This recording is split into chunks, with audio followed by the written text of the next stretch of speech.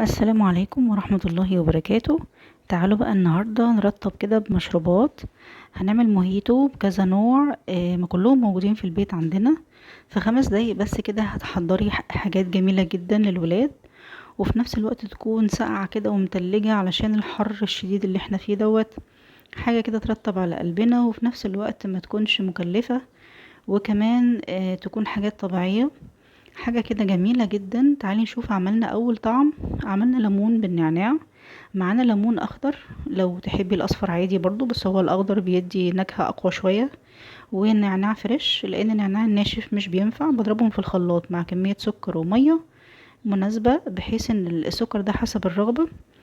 وبعدين بجيب كوبايات احط فيها بقى كمية يعني تلج كده محترمة، بحيث ان اللي يشربها كده يرطب عليه. وكمان زودت نص الكوباية تاني بشوية مياه غازية او 7، هيخلي الطعم يعني حاجة كده تحفة جدا، وهيعززه قوي. عملت كده ليمون بالنعناع بالمشروب الغازي او السيفن بتاعنا.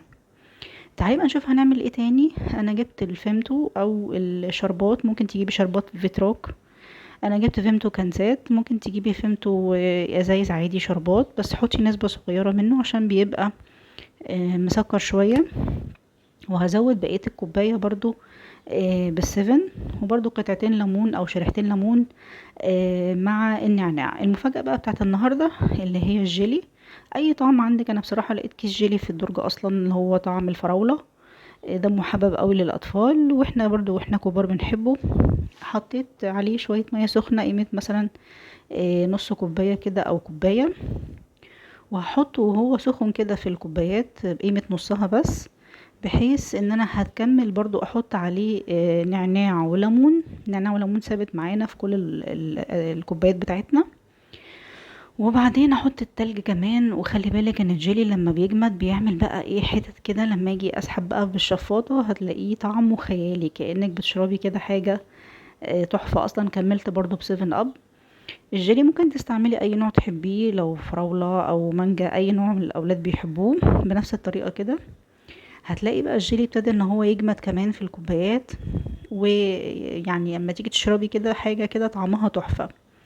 شوفي عملنا كذا كوباية من اصلا مكونات بسيطة جدا، اطعمة مختلفة زي ما تحبي.